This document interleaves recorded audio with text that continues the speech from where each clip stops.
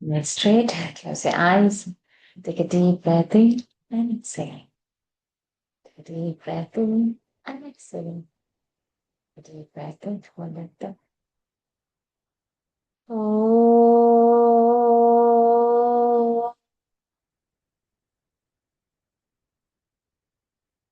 Oh.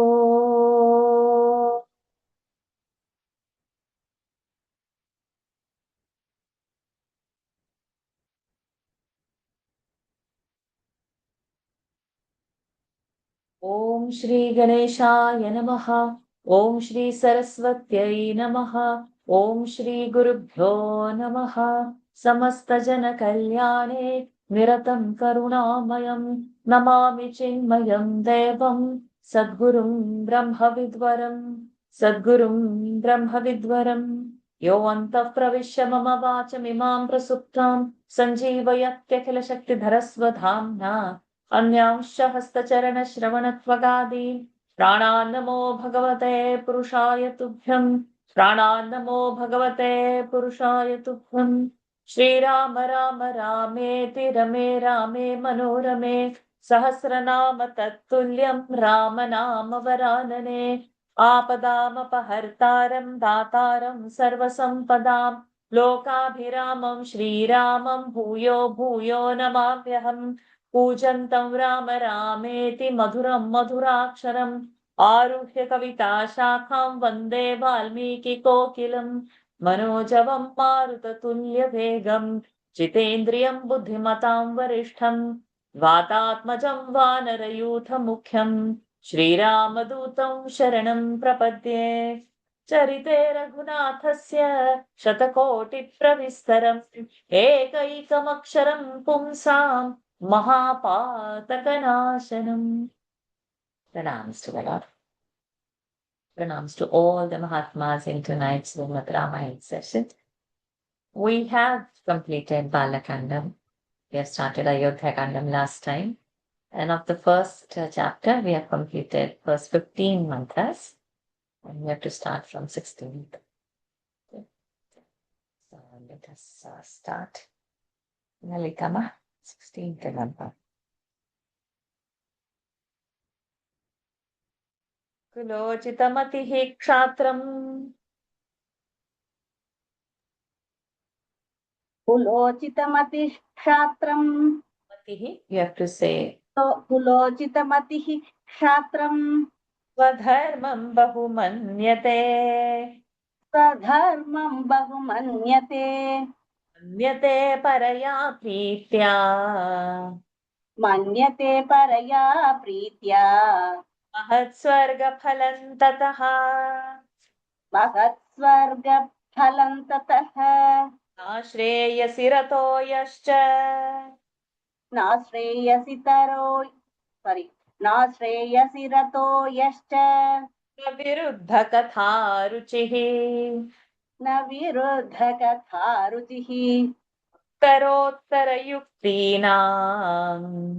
उत्तरोत्तरयुक्तीनाम् वक्ता वाचस्पतिर्यथा वक्ता वाचस्पतिर्यथा अरोगस्तरुणो वाग्मी अरोगस्तरुणो वाग्मी वपुष्मान् देशकालवेत् वपुष्मान् देशकालवित् लोके पुरुषसारज्ञः लोके पुरुषसारज्ञः साधुरेको विनिर्मितः साधुरेको विनिर्मितः स तु श्रेष्ठैर्गुणैर्युक्तः स तु श्रेष्ठैर्गुणैर्युक्तः तानां पार्थिवात्मजः प्रजानां पार्थिवात्मजः चर इव प्राणः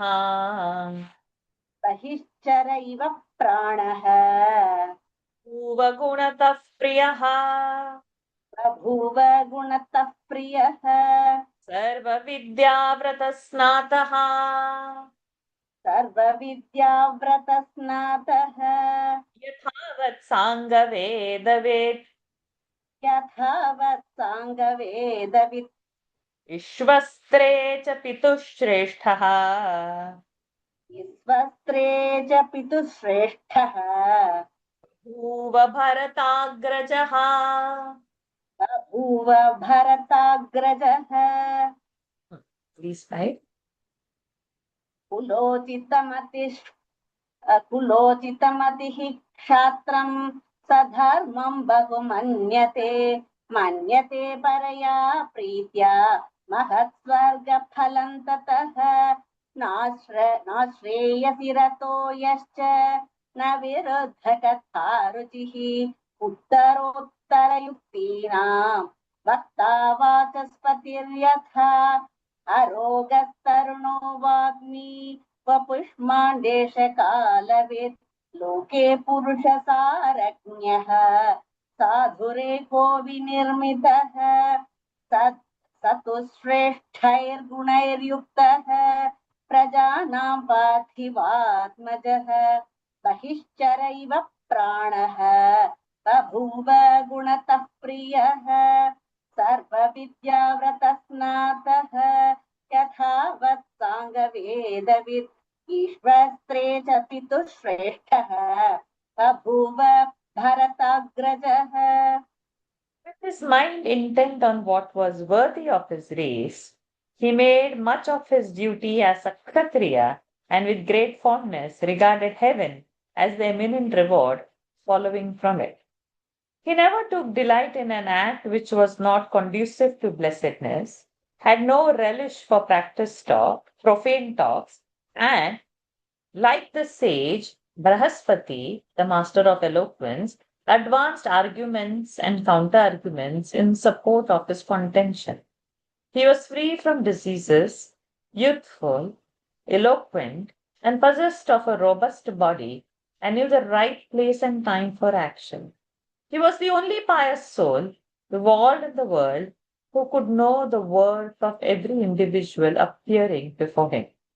Endowed with superb qualities, the aforesaid prince actually grew to be the favorite of the people by virtue of his manifold excellences and was like their very life moving outside. Sri Ram, the elder brother of Bharata, had mastered all sciences and fulfilled all sacred vows, had duly studied all the four Vedas, including the branches of knowledge auxiliary to them, and proved superior even to his father, Emperor Dasharatha, a unique bowman himself in archery as well as in the use of missiles propelled by bolts of mystic spells.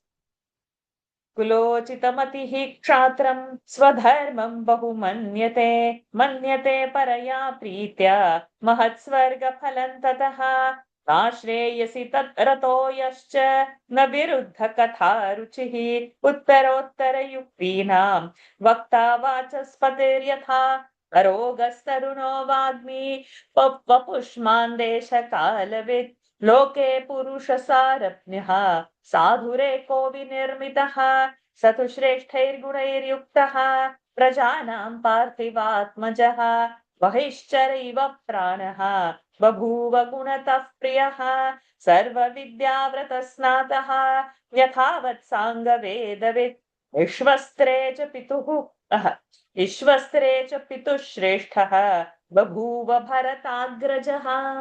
Next 4. कल्याणाभिजनः साधुः कल्याणाभिजनः साधुः अदीनः सत्यवाग्रुजुः अदीनः सत्यवाग्रुजुः वृद्धैरभिविनीतश्च वृद्धैरभिविनीतश्च विजैर्धर्मार्थदर्शिभिः विजयधर्मार्थदर्शिभिः धर्मकामार्थतत्त्वज्ञः धर्मकामार्थतत्त्वज्ञः स्मृतिमान् प्रतिभानवान् प्रतिमान् प्रतिभानवान् लौकिके समयाचारे लौकिके समयाचारे कृतकल्पो विशारदः कृतकल्पो विशारदः निभृतः संवृताकारः निभृतः संवृताकारः गुप्तमन्त्रसहायवान् गुप्तमन्त्रः सहायवान् अमोघक्रोधहर्षश्च अमोघक्रोधहर्षश्च त्यागसंयमकालवित् त्यागसंयमकालवित् दृढभक्तिस्थिरप्रज्ञः दृढभक्तिस्थिरप्रज्ञः नासद्ग्राही च दुर्वचः नासद्ग्राही न दुर्वचः I said नासद्ग्राही न दुर्वचः नासद्ग्राही न दुर्वचः निस्तन्द्रीरप्रमत्तश्च तन्द्रीरप्रमत्तश्च स्वदोषपरदोषवित्. स्वदोषपरदोषवित् Yeah, these four. कल्याणाभिजनः साधुः अदीनः सत्यवाग्रुजुः वृद्धैरभिविनीतश्च विजैर्धर्मार्थदर्शिभिः धर्मकामार्थतत्त्वज्ञः स्मृतिमान् प्रतिभानवान् लौकिके समयाचारे ऋतकल्पो विशारदः निभृतः संवृताकारः गुप्तमन्त्रः सहायवान् अमोघक्रोधहर्षश्च त्यागसंयमकालवित् दृढभक्तिस्थिरप्रज्ञः नासद्ग्राही न दुर्वचः निस्तन्त्रीरप्रमत्तश्च दोषवित् Svadosha no, or Dvitva say. दोषवित् Svadosha para will not happen. No Dvitva. A source of all blessings, beneficent, ever undepressed, truthful of speech, and guileless, he had been instructed all round by elderly Brahmanas possessing insight into the moral principles and secular interests. He knew the truth about the principles of righteousness, material enjoyment, and prosperity, was possessed of a keen memory and perspicacious. He had acquired proficiency in the discharge of his secular duties and was well versed in Vedic rites too. He was modest and kept his feelings concealed and his deliberations secret and attracted good many followers. His wrath and pleasure both were unfailing, and he knew when to release funds and when to withhold them. He was unflinching in devotion and stable of mind, did not gather unworthy men about him, nor did he utter foul words. He was free from sloth and ever vigilant, and was alive to the faults of his own people as well as to those of others. कल्याणाभिजनः साधुः अदीनः सत्यवाग्रुजुः वृद्धैरभिविनीतश्च द्विजैर्धर्मार्थदर्शिभिः धर्मकामार्थतत्त्वज्ञः स्मृतिमान् प्रतिभानवान् लौकिके समयाचारे कृतकल्पो विशारदः निभृतः संवृताकारः गुप्तमन्त्रसहायवान् अमोघक्रोधहर्षश्च त्यागसंयमकालवित् दृढभक्तिस्थिरप्रज्ञः नासद्ग्राही न दुर्वचः निस्तन्द्रीरप्रमत्तश्च स्वदोषपरदोषवित्. Lataji, next 9 verses. शास्त्रज्ञश्च कृतज्ञश्च शास्त्रज्ञश्च कृतज्ञश्च पुरुषानन्तरकोविदः पुरुषान्तरकोविदः पुरुषान्तरकोविदः. I said something different. Yeah, I you think. did, yeah. पुरुषान्तरकोविदः पुरुषान्तरकोविदः यः प्रग्रहानुग्रहयोः यः प्रग्रहानुग्रहयोः यथा न्यायनुविचक्षणः यथा न्यायं विचक्षणः सत्सङ्ग्रहानुग्रहणे सत्सङ्ग्रहानुग्रहणे स्थानविन्निग्रहस्य च स्थानविन्निग्रहस्य च आयकर्मण्युपायज्ञः आयकर्मण्युपायज्ञः दृष्टव्ययकर्मवित् सन्दृष्टव्ययकर्मवित् श्रैष्ठ्यं शास्त्रसमूहेषु श्रैष्ठ्यं शास्त्रसमूहेषु प्राप्तो व्यामिश्रकेषु च प्राप्तो वा व्यामिश्रकेषु च अर्थधर्मौ च सङ्गृह्य अर्थधर्मौ च सङ्गृह्य सुखतन्त्रो न चालसः सुखतन्त्रो न चालसः वैहारिकाणां शिल्पानां वैहारिकाणां शिल्पानां विज्ञातार्थविभागवित् विज्ञातार्थविभागवित् आरोहे विनये चैव आरोहे विनये चैव युक्तो वारणवाजिना युक्तो वारणवाजिनां धनुर्वेदविदां श्रेष्ठः धनुर्वेदविदां चेष्टः श्रेष्ठः लोके तिरथसम्मतः लोके तिरथसम्मतः अभियाता प्रहर्ता च अभियाता प्रहर्ता च सेनानयविशारदः सेनानयविशारदः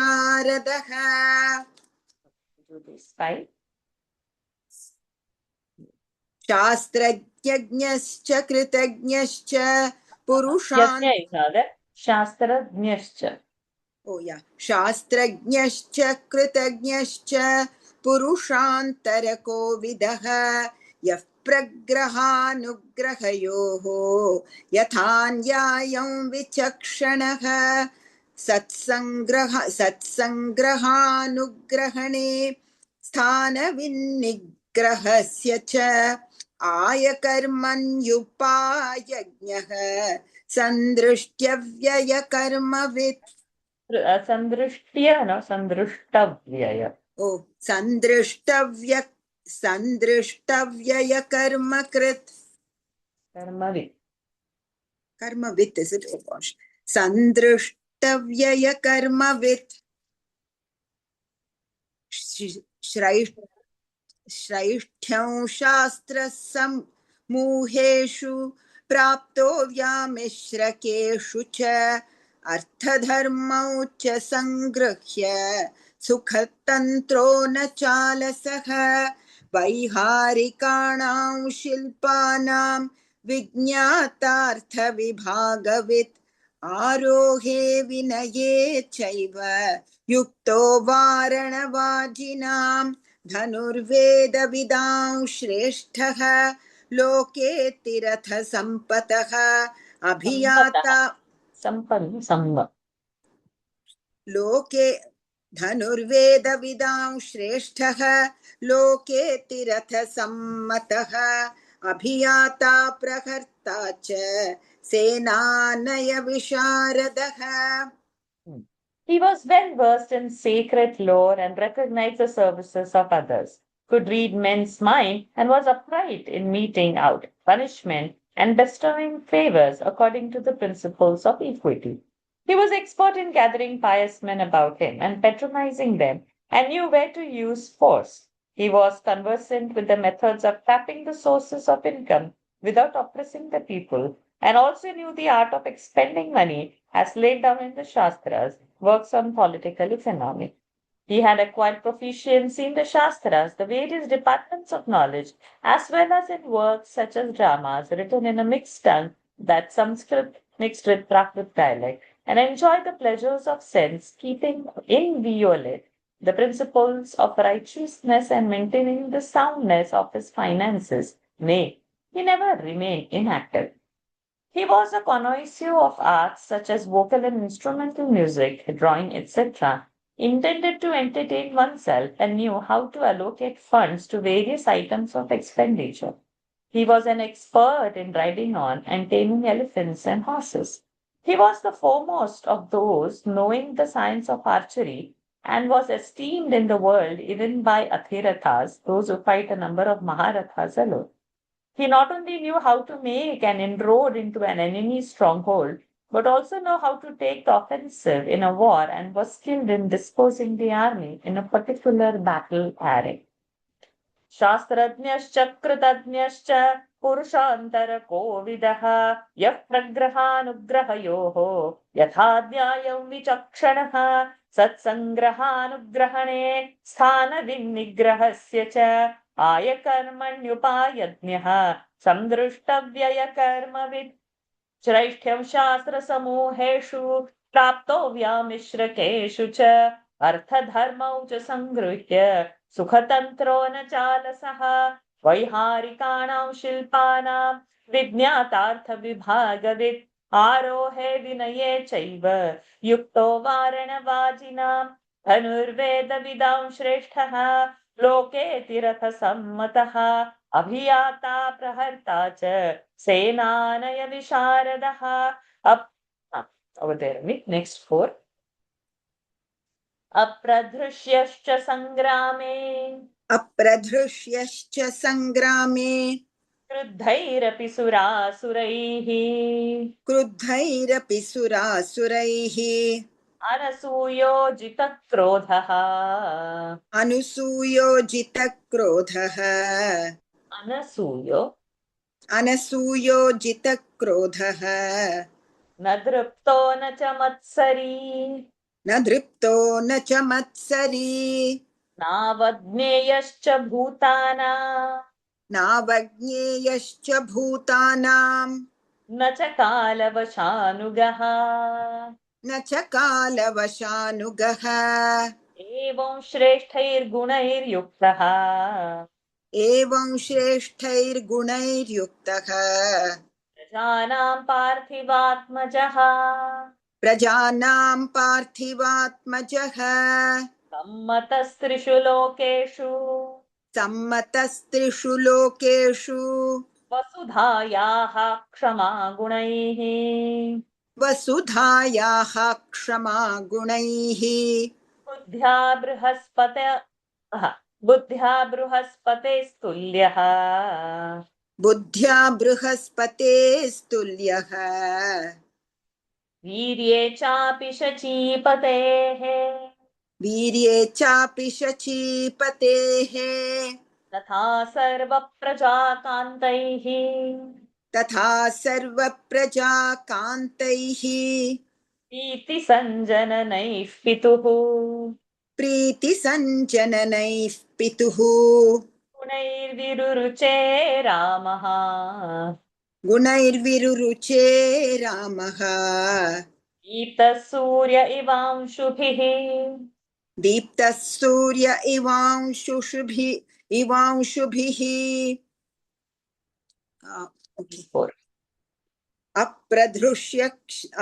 अप्रधृष्यश्च सङ्ग्रामे क्रुद्धैरपि सुरासुरैः अनसूयोजितक्रोधः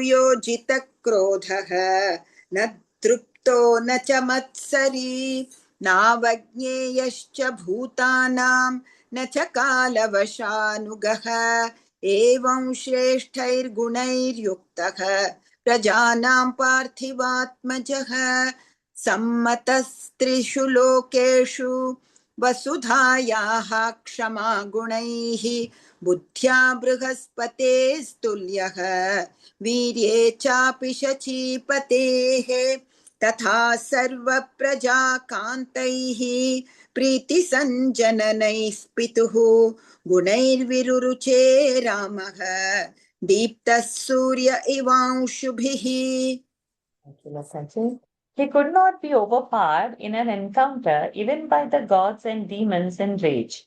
He was devoid of a carping spirit, had conquered wrath, was never elated, and never gave way to jealousy.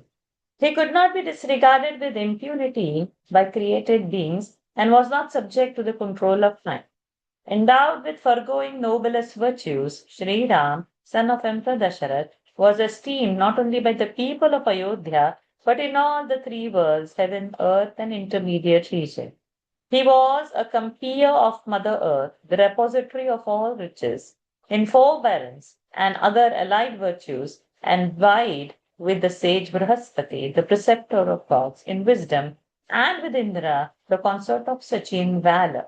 Nay, like the sun god resplendent with his rays, Sri Ram shone brightly by virtue of his aforesaid excellences, was loved by all the people of Ayodhya, affording delight to his father, Emperor Dasharath. अप्रधृष्यश्च सङ्ग्रामे क्रुद्धैरपि सुरासुरैः अनसूयोजितक्रोधः न दृप्तो न च मत्सरी नावज्ञेयश्च भूतानां न च कालवशानुगः एवं श्रेष्ठैर्गुणैर्युक्तः प्रजानां पार्थिवात्मजः सम्मतस्त्रिषु लोकेषु वसुधायाः क्षमा गुणैः बुद्ध्या बृहस्पतेस्तुल्यः वीर्ये चापि शचीपतेः तथा सर्वप्रजाकान्तैः प्रीतिसञ्जननैः पितुः गुणैर्विरुरुचे रामः पीतः सूर्य इवांशुभिः. Nikhilji, next 9 verses 5+4. तमेवं वृत्तसम्पन्नम् अप्रधृष्य पराक्रमम् अप्रधृष्य पराक्रमम् लोकनाथोपमं नाथम् लोकनाथोपमन्नाथम् अकामयत मेदिनी अकामयत मेदिनी एतैस्तु बहुभिर्युक्तम् एतैस्तु बहुभिर्युक्तम् गुणैरनुपमैः सुतम् गुणैरनुपमैः सुतम् दृष्ट्वा दशरथो राजा दृष्ट्वा दशरथो राजा चक्रे चिन्तां परन्तपः चक्रे चिन्तां परन्तपः अथ राज्ञो बभूवैव अथ राज्ञो बभूवैव वृद्धस्य चिरजीविनः वृद्धस्य चिरजीविनः प्रीतिरेषा कथं रामः प्रीतिरेषा कथौ रामः राजास्यान्मयि जीवति राजास्यान्मयि जीवति एषा ह्यस्तपरा प्रीतिः येषा ह्यस्तपरा प्रीतिः हृदि सम्परिवर्तते हृदि सम्परिवर्तते तदा नाम सुतं द्रक्ष्यामि कदा नाम सुतं द्रक्ष्यामि अभिषिक्तमहं प्रियम् द्रक्ष्यामि ओके अभिषिक्तमहं प्रियम् वृद्धिकामो हि लोकस्य वृद्धिकामो हि लोकस्य सर्वभूतानुकम्पकः सर्वभूतानुकम्पकः मत्तः प्रियतरो लोके मत्तः प्रियतरो लोके पर्जन्य इव वृष्टिमान्. पर्जन्य इव वृष्टिमान् These 5, but see, kada nama sutan drakshyamyabhishiktamaham priyam, we should keep like that, because if we do drakshyami, there are 9 syllables coming over there. So Anushtup Chandas will go. But let us mark it and keep that with drakshyami abhishiktam. But chanting wise, we'll keep it together so that the chandas doesn't break.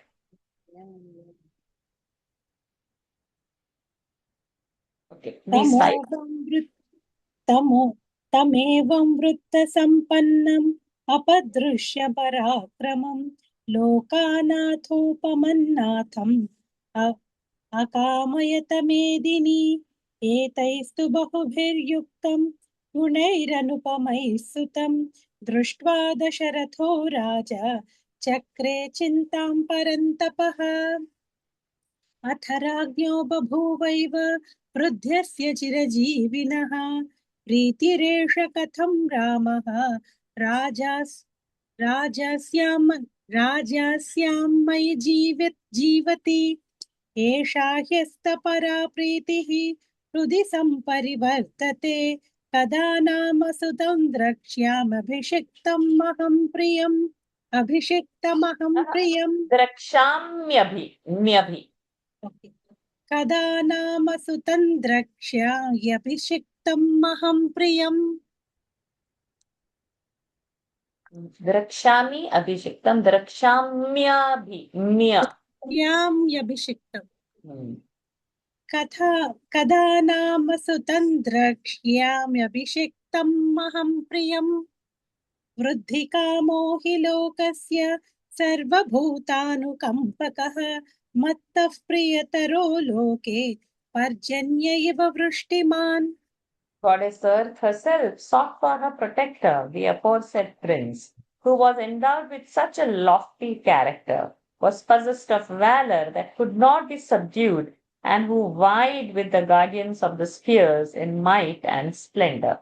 Seeing his eldest son, Sri Ram, adorned with these manifold incomparable virtues, Emperor Dashrath, chastiser of enemies, for his part reflected as follows. The thought forthwith entered the mind of the aged and long-lived emperor, how should Ram be crowned king during my very lifetime? How can this delightful event take place? When shall I actually behold my beloved son, Sri Ram, installed as Prince Regent? This alone is the supreme desire revolving in my heart. Commiserating all created beings, he truly seeks the advancement of all the people. Like a rainy cloud, he is dearer to the world than myself.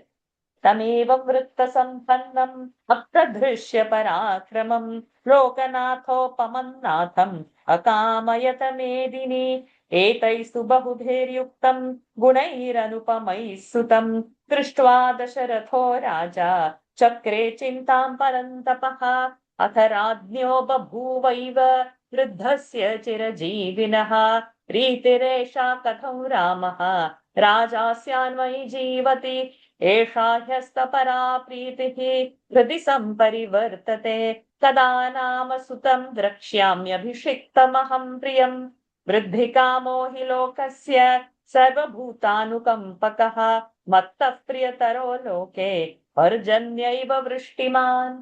Next 4.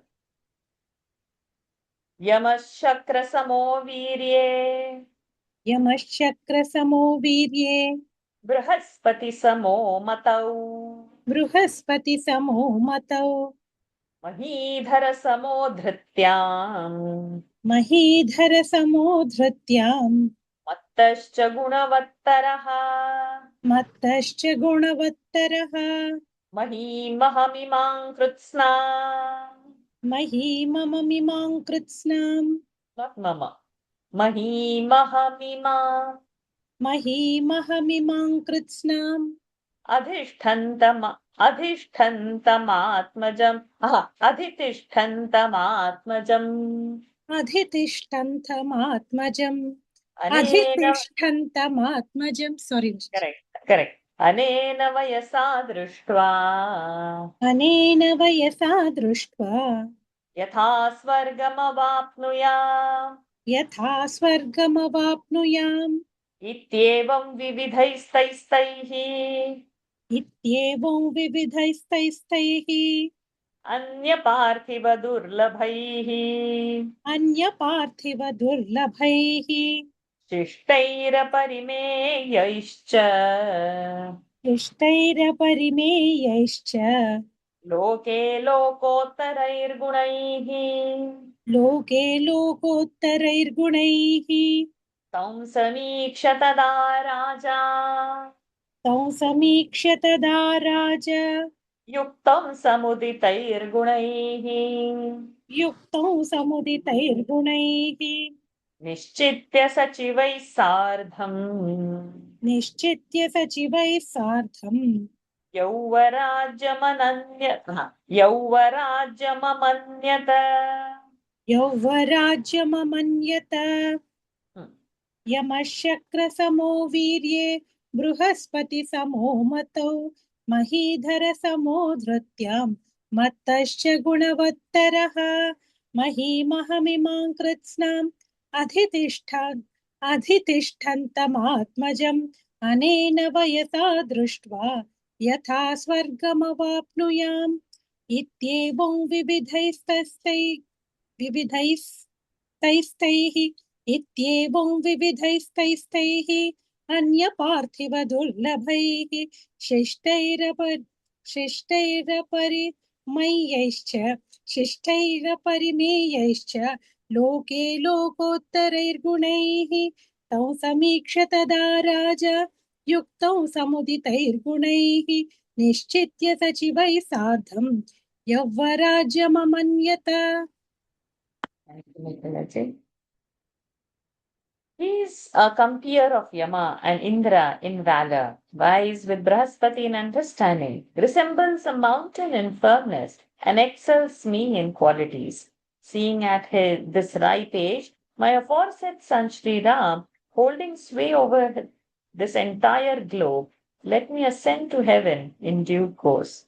Reflecting thus and perceiving Sri Ram endowed with the aforesaid manifold excellences, difficult to find in other kings, as well as with all other innumerable excellences, uncommon in the world, and deliberating with his ministers, the Emperor Dasharatha decided to install him as Prince Regent.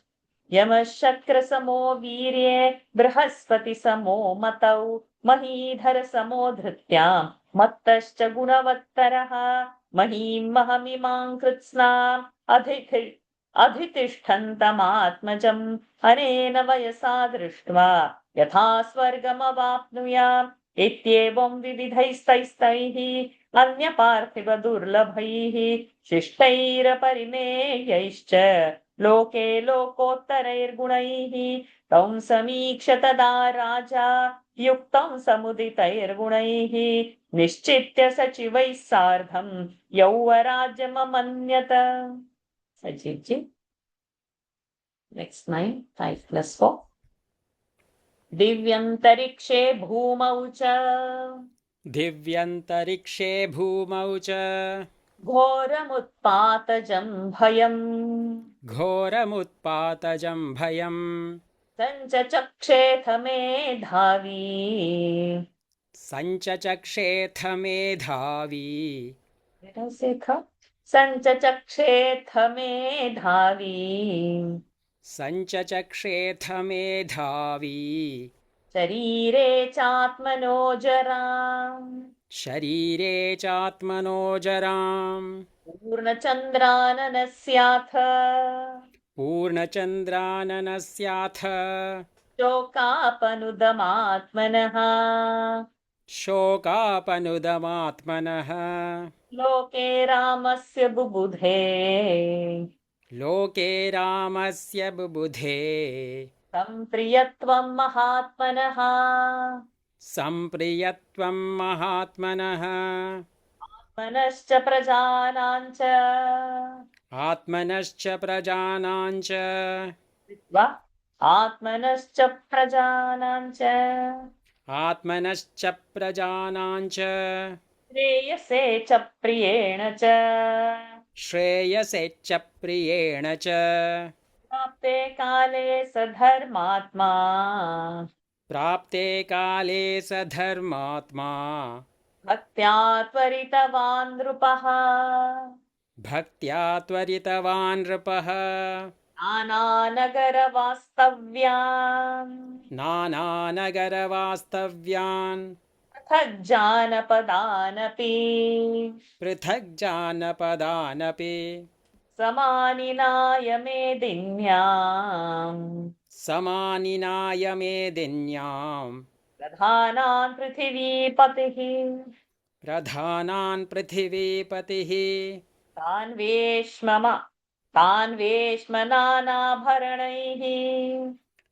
वेश्मनानाभरणैः यथार्हं प्रतिपूजितान्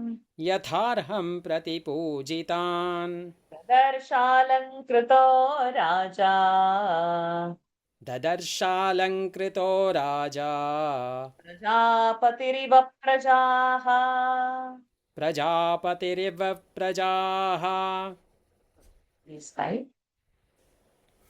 दिव्यन्तरिक्षे भूमौ च घोरमुत्पादजं भयं सञ्चचक्रेऽथ मेधावी शरीरे चात्मनोजरां पूर्णचन्द्राननस्याथ शोकापानुदमात्मनः लोके रामस्य बुबुधे सम्प्रियत्वं महात्मनः आत्मनश्च प्रजानां च श्रेयसे च प्रियेण च प्राप्ते काले स धर्मात्मा भक्त्या त्वरितवान् नृपः नानानगरवास्तव्यान् पृथक् जानपदानपि समानिनाय मेदिन्यां प्रधानान् पृथिवीपतिः तान् वेश्मनानभरणैः यथार्हं प्रतिपूजितान्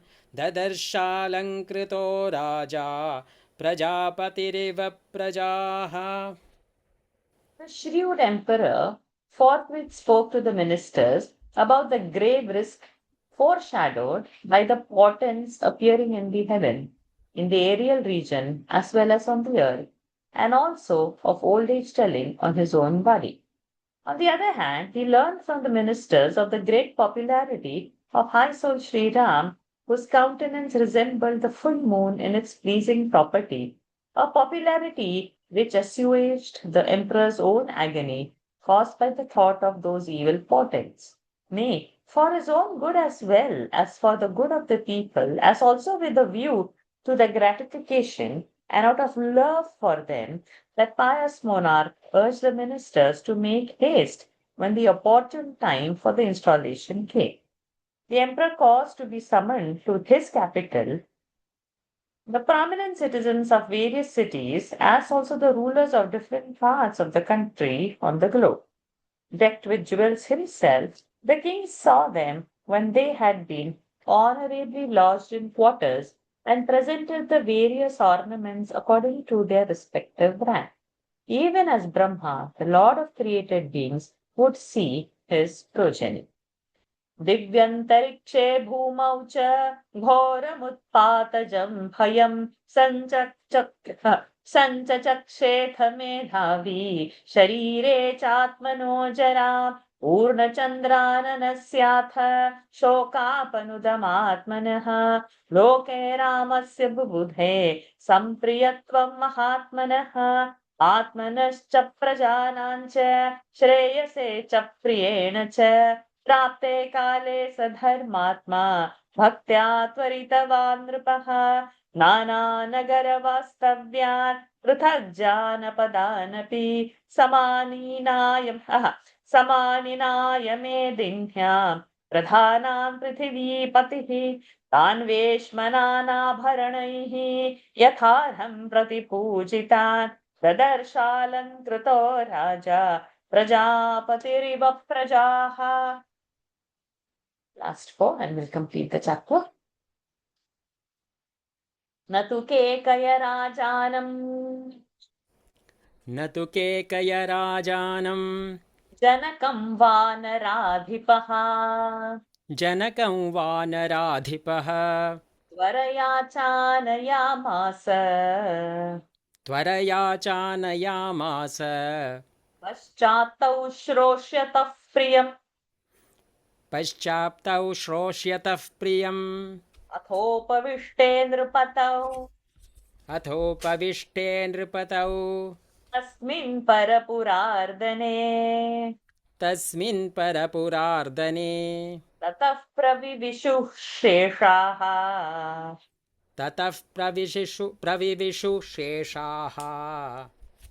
Yeah. Yeah. ततः प्रविविशु शेषाः राजानो लोकसम्मताः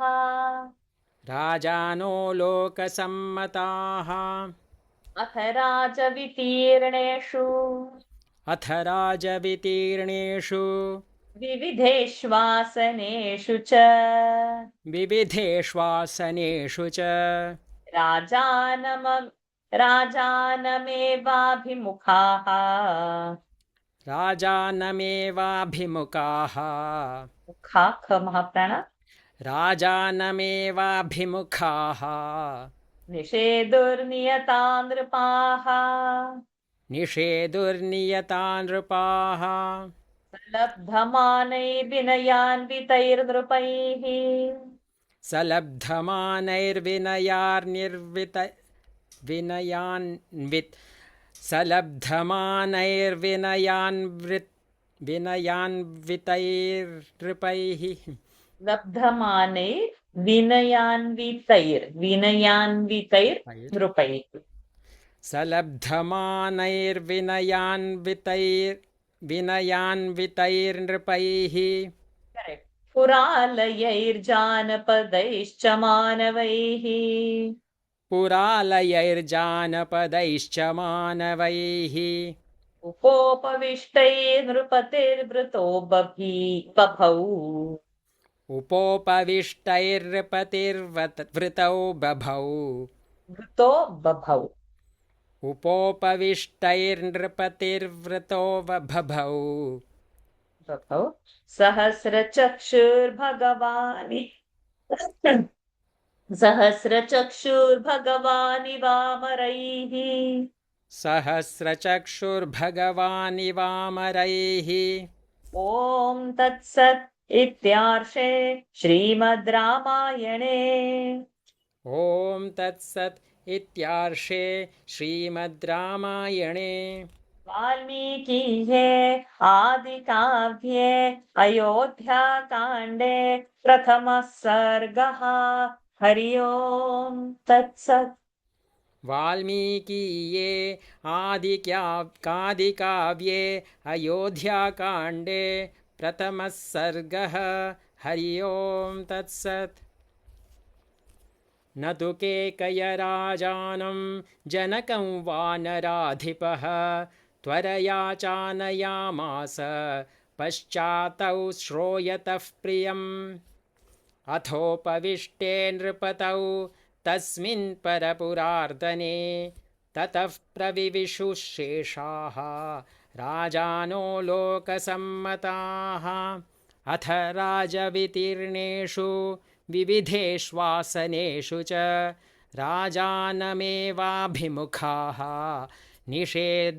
निषेधुर्नियता नृपाः सलब्धमानैर्विनयान्वितैर्नृपैः पुरालयैर्जानपदैश्च मानवैः उपोपविष्टैर्नृपतिर्वृतो बभौ सहस्रचक्षुर्भगवानिवामरैः ॐ तत्सत् इत्यार्षे श्रीमद् रामायणे वाल्मीकीये आदिकाव्ये अयोध्याकाण्डे प्रथमः सर्गः हरि ओम् तत्सत् प्रथमस्थ प्रथमः सर्गः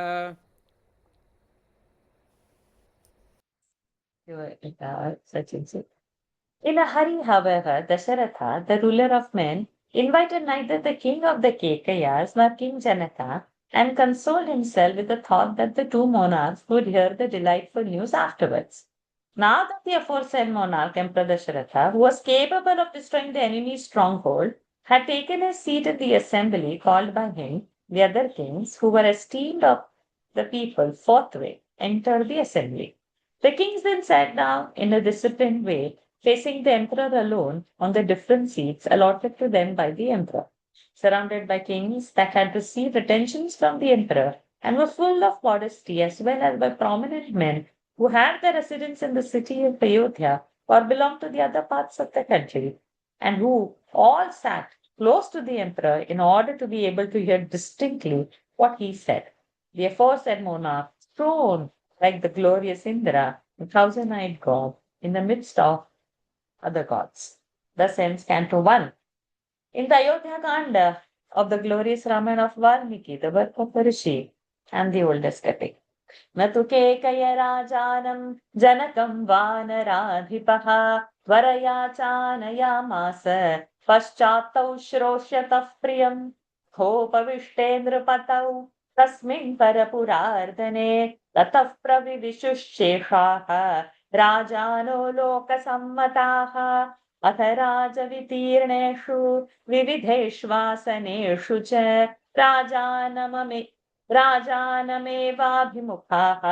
विषेदुर्नियता नृपाः सलब्धमानै विनयान्वितैर्नृपैः पुराणैर्जानपदैश्च मानवैः उपोपविष्टै नृपतिर्वृतो बभौ सहस्रचक्षुर्भगवानिवामरैः ॐ तत्सत् इत्यार्षे श्रीमद् रामायणे वाल्मीकिः आदिकाव्ये अयोध्याकाण्डे प्रथमः सर्गः हरि ओम् तत्सत् Shri सीतारामचन्द्रार्पणमस्तु. Let's we complete with his grace the first chapter of Ayodhya Kand. We have a couple of minutes left. Let's not take the next chapter, because we'll again have the same thing, like we will finish 15 or 10 verses and then we'll get into another. So next session we will have the whole chapter done. We have 2 more sessions. 31st we will not have a session. First I'll be traveling to Badrinath. So we'll have 2 more sessions. 1st June I'm traveling. 31st will be a little hectic day. So 2 Sundays we will complete the 2nd chapter in the next week, and the following week we'll complete the 3rd chapter. And then we pause. Okay, so let's pause for today and then meet next.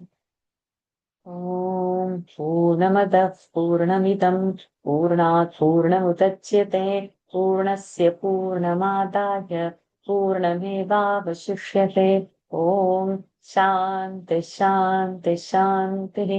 Harihi Om Shri Gurubhyo Namaha. Harihi Om Shri Sita Ramachandrarpanamastu. Hari Om everyone. Thank you for joining. Hari Om, Varsha. Hari Om. Can you stop the recording? Yes. Namaste. Namaste. Varsha ji, thank you.